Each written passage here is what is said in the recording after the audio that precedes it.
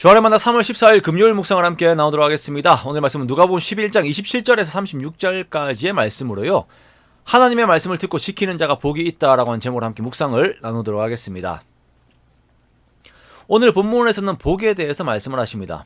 예수님의 어머니를 높이며 예수님 자체를 높이는 사람들의 높임 속에서 예수님께서는 하나님의 말씀을 듣고 지키는 자가 복이 있음을 선포를 하십니다. 예수님께서 귀신을 쫓아내는 것을 보고 어떤 사람들은 그것을 두고 예수님께서 바알세불의 힘을 빌어서 귀신을 쫓아낸다라고 폄하하였습니다. 하나님 나라의 일들을 이런 식으로 평가한 것입니다. 이들은 그들에게 임한 하나님 나라를 보지도 못했고 누리지도 못하였습니다. 그러나 이러한 자리에서도 자신에게 임한 하나님의 나라를 이 모든 사역을 하시는 예수님을 높이는 그 나라에서 이 모든 사역을 하시는 예수님을 높이는 한 여인의 모습이 등장을 합니다. 예수님께서 말씀하실 때에 무리 중에 있던 한 여인이 소리를 높여서 말합니다. 당신을 뵌 태와 당신을 먹인 젖이 복이 있나이다 라고 이렇게 외칩니다. 이 외침이 우리가 어디서 들은 적이 있어요. 그것이 뭐냐면 언제냐면 그 예수님의 어머니인 마리아와 세례 요한의 어머니인 엘리사벳이 만났을 때에 엘리사벳이 마리아에게 하였던 축복의 내용입니다. 누가복음 1장에 보면 천사로부터 수태고지를 받은 마리아가 엘리사벳을 찾아갔을 때에 엘리사벳이 성령의 충만함을 받아서 마리아와 마리아의 뱃속에 있는 아기에게 복이 있다라고 선언을 하지요. 자, 이 선언의 성취가 오늘 예수님의 사역 중에 선포가 된 것입니다. 어머니를 칭송한다라고 하는 것은 궁극적으로 아들을 칭송하는 것입니다. 이 여인의 이러한 선포는 예수님께서 하나님 나라의 사역을 펼치시는 하나님의 아들로 이렇게 그녀가 믿었다라고 하는 것을 증명하는 것이죠. 자, 이 여인이 살고 있는 그 현장에 하나님의 나라가 이루어졌음에 대한 그 감탄의 환호성인 것입니다.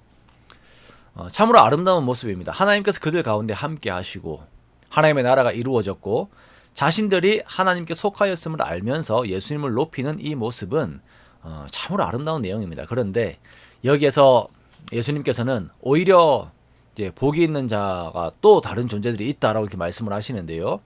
그 대상들은 하나님의 말씀을 듣고서 지키는 자들이 복이 있다라고 이렇게 복의 대상을 확장하신 것입니다. 단순히 예수님만 복이 있는 것이 아니라 예수님으로 인하여 하나님 나라에 속하게 된 자들이 함께 복이 있음을 말씀을 하시는 것입니다. 자, 그렇다면 어떻게 하여야 이제 하나님 나라에 속할 수가 있습니까?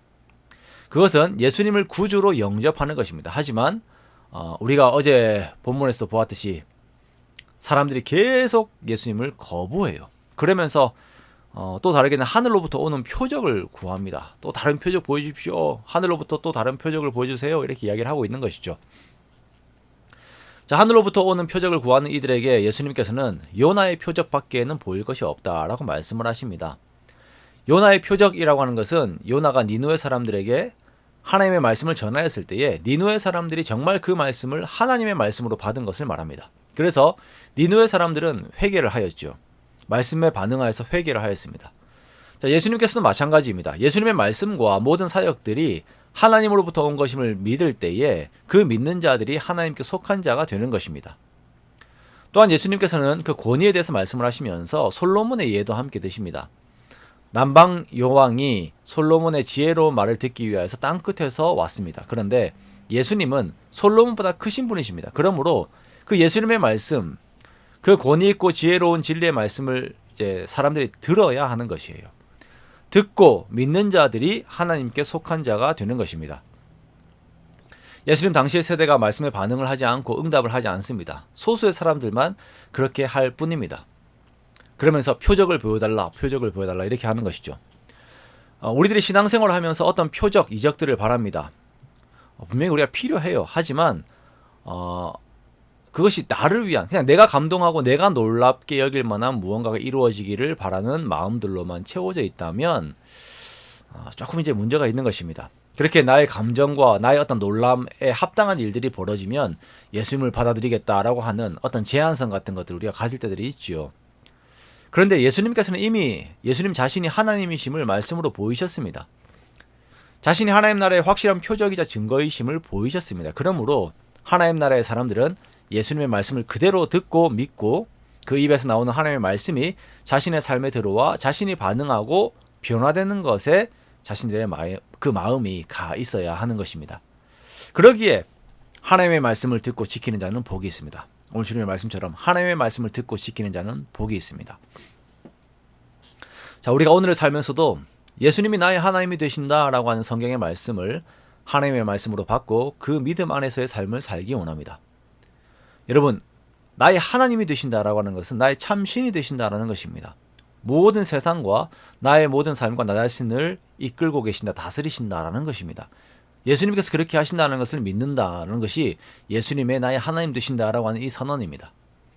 우리는 신앙생활 중에서 나를 위한 무언가를 계속 요구합니다만 하나님께서는 이미 선포된 말씀들을 우리가 믿는 믿음 안에서 우리가 하나님의 하나님 되심을 인정하고 예수 그리스도를 내 삶의 참된 주인으로 하나님으로 인정하기를 원하십니다. 그 안에서 살기를 원하시는 것이에요. 그것이 우리들에게 주어지는 복의 시작입니다. 오늘도 우리가 삶을 살아가면서 예수님을 나의 참 하나님으로 인정하고 하나님 살아계심을 인정하고 예수님의 입에서 나오는 모든 말씀을 하나님의 말씀으로 받고 순종함의 삶을 사는 하나님 나라의 우리가 되기를 원합니다. 그렇게 하나님 나라에 속한 자의 삶을 살아 그 나라의 모든 영광들을 누리는 저와 여러분의 복된 사람들이 되시기를 주님의 이름으로 축원합니다.